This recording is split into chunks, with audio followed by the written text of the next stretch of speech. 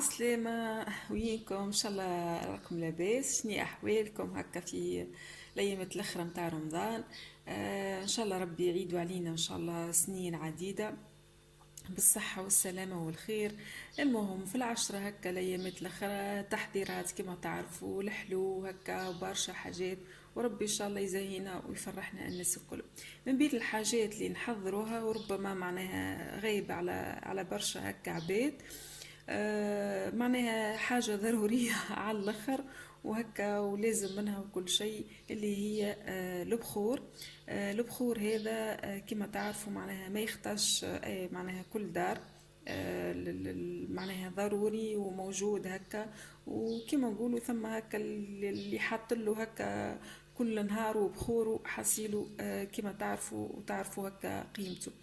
المهم البخور كما نعرفوا ثم البخور العرايس كما تعرفوا كلة بش هذيك اللي موجود في العلاقة، كيفاش هكا يدقوا ويعملوا منه البخور متاع معناها متاع العروس. وثم هكا بخورات تجي معناها ليلة 27 متاع رمضان، معروف هذاك. وبخور معناها اخر معناها يجي هكا بليامات حسيلو باش نعطيكم معناها الانواع كلها والتفاصيل كلها، وباذن الله معناها تستفادوا حاجه باش تعجبكم على الاخر. نبدو اول حاجه بالبخور العرايس، اللي هكا الريحه هكا الفواحه اللي الناس كلها تحبها. باهي جبت بالنسبه ليا معناها جبت لكم طريقه زمنيه متاع معناها هك ناس قبل متاع صدقوني فيه ريحه ماهيش نورمال. ومعناها النوع متاع البخور هذا اللي توصل معناها تنجم تقد وتعملوا راهو انجاز كبير، مش شكر ولا حاجه، اما راهو بالرسمي معناها فيه معناها سر وفيه برشا هكا حاجات مزيانه على الاخر. اللي هو هذا البخور كما تشوفوا معناها مخلط. هذا البخور متاع العرايس، هذا كمية معناها مخلطة. باش نعطيكم توا المكونات شنية. به بالنسبة للمكون الأساسي اللي هو السرغين، هذا يسموه السرغين كما تشوفوا العواد هذوما. بالنسبة للسرغين راهو ثم نوعين، ثم نوع يقولوا له عادي وثم النوع المغربي. معناها باش نحكيكم من ناحية الجودة، راهو السرغين المغربي هو معناها أفضل، حتى معناها من السوم هو أغلى. وراني نحكي لكم على الحاجات وراهي موجودين بارتو عند العطار، وحاجة راهي عادية ماهيش حاجة معناها ماهيش موجودة. السرغين معناها اللي يحب هكا يعمل حاجة باهية يقول له يعطيني السرغين المغربي اللي هو هذا المكون الأساسي للبخور. به شنو عنا آخر؟ عنا لهنا من بين المكونات شوية زعفران، عود قرنفل كما تشوفوا. هذوما الجاوي كما تعرفوا ثلاثة أنواع الجاوي، معناها الأسود الأكحل الأبيض والأحمر. هذه الجاوي. هذه العود متاع الأدات، مع أكيد معناها معروف العود متاع اللدات حتى مهم ياسر في البخور. هذه المسك معناها هيك القالب متاع المسك. شويش الورد كما تشوفوا. هذيك غبرة المسك والمسكة كلهم مع بعضها معناها واضحين. الزعفران القرنفل الجاوي بالانواع متاعو. عندي لهنا القالب متاع المسك المسكة وغبرة المسك، معناها المسكة والبودرة متاع المسك راهو الثلاثة مع بعضهم. وشويش الورد واللداد معناها العود متاع لداد. والمكون الاساسي اللي قلت لكم عليه اللي هو الصغير. والحاجات الاخرى اللي باش نستعملوها زاده اللي هي ماء الورد، معناها دبوزه عاديه ماء ورد. وحاجه اخرى زاده مهمه اللي هي الريحه هذه، العطر هذا معناها الناس نتصور الناس كلها معناها يعرفوه. العطر هذا خاص بالبخور. العطر هذا كما تشوفوا موجود عند العطارة كلها، عطر خاص بالبخور. وعندي حاجة أخرى زادة اللي هي الزبد، معرفش أكيد راكم تعرفوه، زادة راهي مكونات موجودة معناها كلها. راني باش نسميها لكم كلها ونذكرها لكم في صندوق الوصف، وبقدرة ربي تمشوا معناها تلقوها كلها موجودة. هذه حجم صغير بحكم باش نخدم كمية صغيرة، راهو ثمك الحكة الكبيرة اللي يحب يخدم هكا كمية كبيرة. به هذا بالنسبة للبخور العرايس. باش نقول لكم على البخورات الأخرين ومن بعد نوريكم هكا طريقة كيفاش نعملوه وكيفاش نقدوه. به عندي بخور لهنا، هذا اللي نسموه معناها بخور 27. البخور هذا كما تعرفوا يعملوه شنو يعملوا، يهزوا هكا العرعار. نعرفش عندكم معناها اللي يعرف هكا العادات هذيا، يهزوا العرعار يعودوا هكا يصلوا في صلاة التراويح وكل شيء. ومعناها ناس بكري وكل نية متاع بكري وكل شيء يهزوه للجامع. ويقول لك مثال هذاك بخور 27 بحكم صلينا عليه معناها صلاة التراويح وليلة 27 كما تعرفوا. حاسيلو هكا يستباركوا بيه ويحبوا يقول لك بخور 27 معناها الريحة وما نحكي لكمش. حاسيلو المكون الأساسي معناها العرعار كما تشوفوا العرعار. وشنو نخلطوا معاه اكل معناها موجودين عند العطارة، اكل يعودوا هكا بالالوان معناها مكونات وفيها هكا برشا الوان هذيك وحدها. حاسيلو كي تمشيلو تقول له اعطيني معناها السبعة 27 معناها المكونات ال27 متاع بخور 27. قول له اعطيني مكونات بخور 27 تو يعطيها لك ديجا موجوده. يعني متعدوا عند العطاره ديما تلقى هكا كل هكا حاجه كبيره معبي بالالوان حجر وحاجات هكا مثل معناها برشا كما تشوف. هذا بالنسبه لبخور 27 تقول له يعطيك بخور معناها البخور نتاع 27 يعطيك وانت تخلطوا مع العرعار معناها بكميات متساوية. تخلطوا مع العرعار معناها مليح مليح. هذا معناها كيفاش كما تشوفوا زدتوا شواشي الورد معناها كما تعرفوا معناها يفوح. وزدتوا زادة القرنفل. هذا هو. هذا بالنسبة للبخور 27.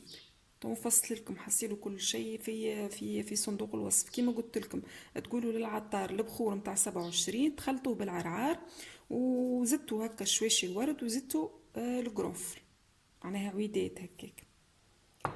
ثم نوع اخر متاع بخور زاده اللي هو البخور هذا معناها يجي هكا كما نقولوا في ليله في معناها عيد المولد.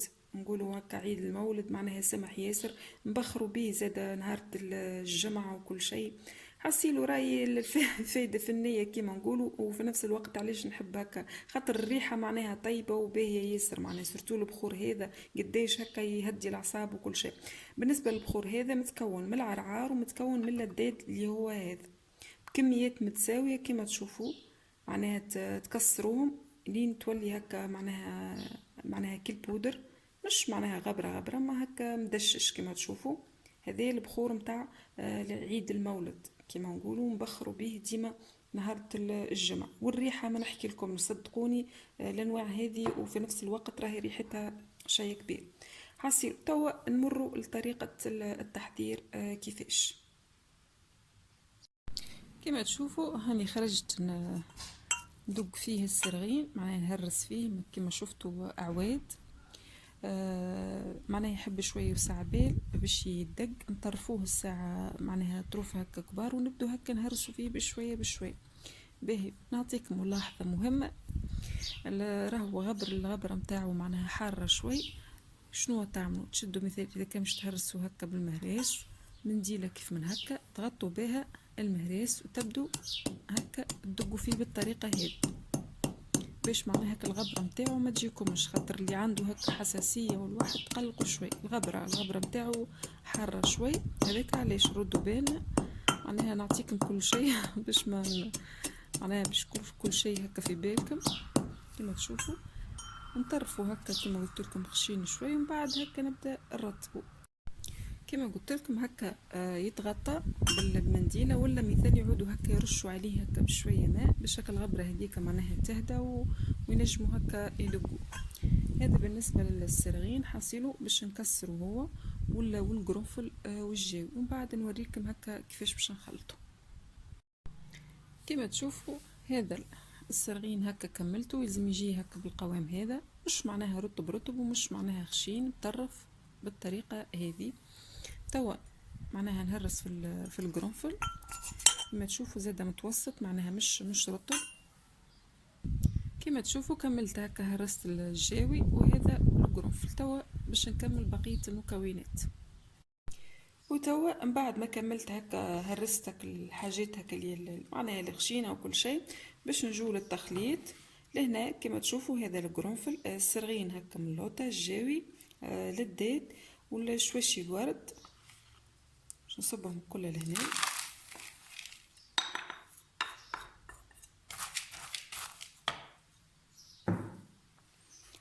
عندي لهنا هذه غبرة المسك، هذه شوية الزعفران،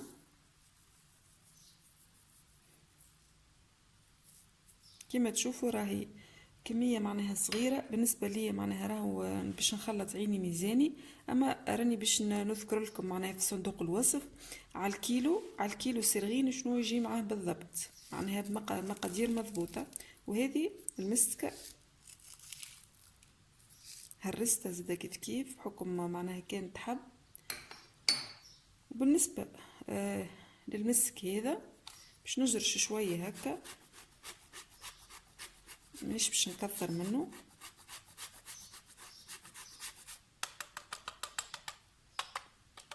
يزي هكا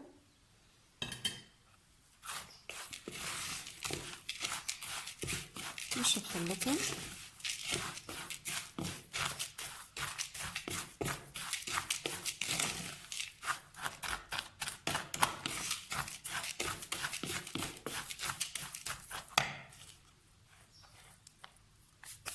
توا باش نصب الموارد، باش نصب هكا بشويه كيما نقولوا نفخو. بسم الله، نصب بشويه ونخلط.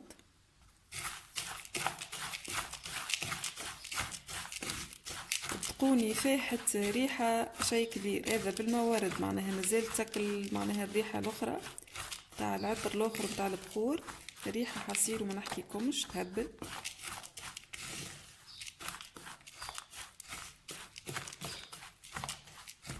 الموارد كما تشوفوا صبوا بشويه، مش معناها تلبطوه.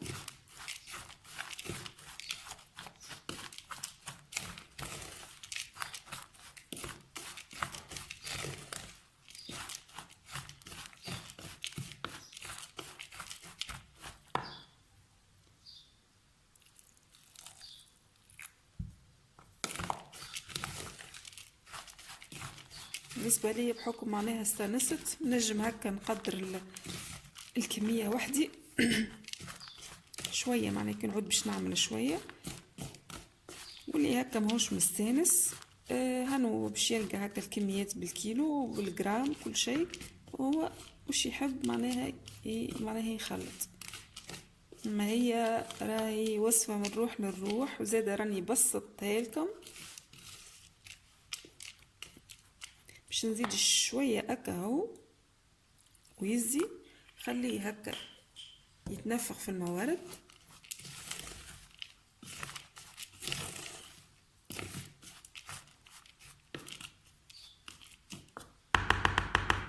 به كما تشوفوا ماهوش معناها هكا المبلول ياسر، نخليه توا يتنفخ كل في الموارد معناها وقت طويل. نجم حتى معناها نخليه حتى ليلة كاملة يتنفخ في الموارد. هنا حبيت نقول لكم راني رجعت هكا عملت زدت شويه موارد خاطر حسيته هكا شايح شويه. المهم تحسوا كانه هكا معناها تنفخ والحجم هكا الضعف حكم معناها السرغين يلزموا يتهش. حصيلوا الكميه هذه معناها بريسك اكثر من معناها دبوزه بربع ايترا، اكثر من الشطر نتاعها معناها صبيته. المهم تو كمية الموارد زادة باش نعطيها لكم هكا في الكيلو. كما تشوفوا يلزم هكا يتهش بالطريقة هذه، يتنفخ هكا في عقله، ومن بعد نرجع لكم نوريكم بقية المراحل. توا كما تشوفوا جينا هكا المرحلة الأخرى بعد ما شح معنا معناها الخليط هذا اللي ناخدو في الموارد. كما تشوفوا شايح مش معناها شايح طول، أما بقى جوست مندي هكاهو، يبقى جوست مندي باش معناها تشد فيه معناها البقيه نتاع العطر هذاك. كما تشوفوا حصيلو بيته معناها ليله كامله، وفرشت له معناها صينيه، ما خليتوش معناها في لهنا، فرشت له صينيه وفوق الصينيه عملت له هكا منديله وشيحته عليها. هذا هو. تو باش نجي كما قلت لكم المرحله الاخرى. هذا الزبد باش نشد هكا الطريقه هذه، زبد على خاطر ما يجيش برشا هكا معناها باش نبل هكا ايدي ونبدا نعمل بالطريقه هذه. هكا باش نوزعه، وريحته قوية ما يجيش برشا.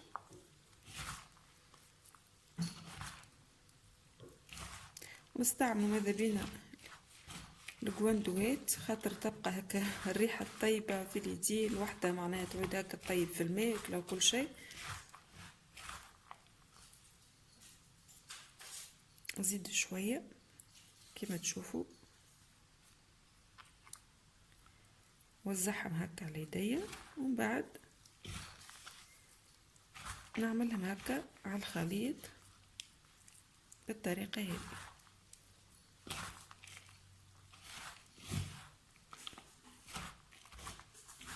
صدقوني تبعوا المراحل كلها واعملوه. اتوا تشوفوا توا باش نصب هذه الريحة. بسم الله.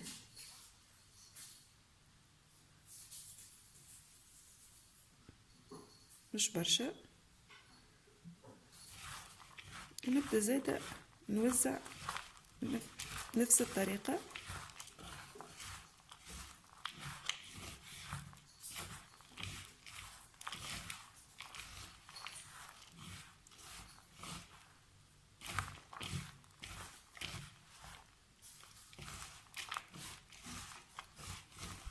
كيما تشوفوا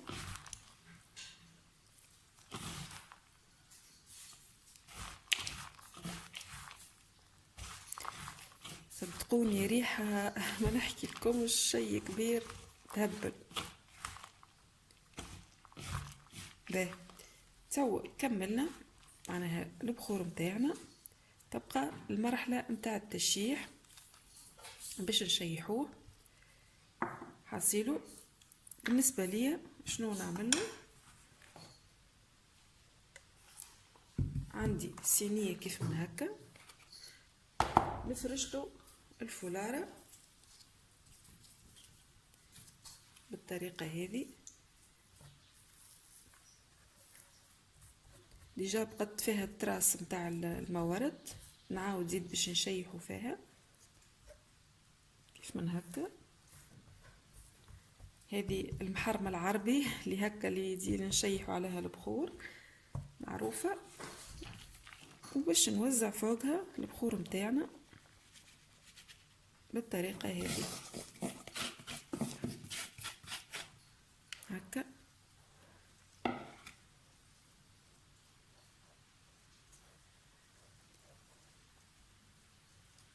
ونحطو هكا في بلايصة هكا في بيت.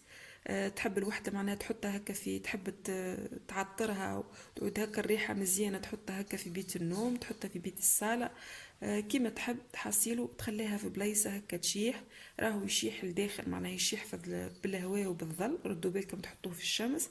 اتو معناها يبقى هكاكا نهارين لو ماكسيموم 3 ويشيح معاكم هكا. كان تعدوا عليه نعطوه تقليبه بالطريقة هذه كما تشوفوا، ويكون يشيح. يلزم يشيح حتى نوريكم النتيجة النهائية كيفاش يشيح. يلزم معناها يكون شايح على الاخر. ان شاء الله راهو مفهوم وواضح نتصور، خاطر بسطت معناها اكثر ما يمكن. وتو نوريكم النتيجة النهائية كيفاش. وتوا جينا للمرحلة النهائية. البخور متاعنا حضر كما تشوفوا، شايح راهو كيشيح ويقند يولي معناها معناها يولي هكا خفيف على الاخر كما تشوفوا. حكاية هكاكا معناها 3 ايام يشيح معانا بالباهي، يعود هكا يابس بالطريقة هذه. ردوا بالكم تخلوه هكا مندي باش معناها ما نقولوا ما يصوفش وكل شيء. يلزم يشيح على الاخر، يشيح يبقى هكا خفيف يابس بالطريقة هذه. الريحة ما نحكي لكمش. وراهو في مرحلة قداش هكا نحب كي نعود نعمل في البخور ونبقى نشيحه في الدار، صدقوني تبقى ريحة الدار معناها فاوحة ومبخرة، معناها شيء كبير. حاسيلو هذه فرصة باش تعلموه معناها البخور هذا، وتعودوا هكا تقدوا فيه وحدكم. وراهو في كل وحدة هكا وسرة، وكل وحدة معناها ما شاء الله واليديات متاعها. وحاجة كما قلت لكم معناها زمنية. وديما هكا في المناسبات سورتو في الأعياد وكل شيء ديما هكا نقدو البخور، معناها برشا بخورات. واكيد ان شاء الله في فرصة قادمة برشا حاجات هكا نعرفكم عليها ونقولكم عليها. ولهنا كما تشوفوا كملت وصفتنا. ان شاء الله ملتقانا في وصفة اخرى، وكما قلت لكم ان شاء الله بقدرة ربي باش تلقوا كل شيء مفصل في صندوق الوصف. نقولكم بسلامة.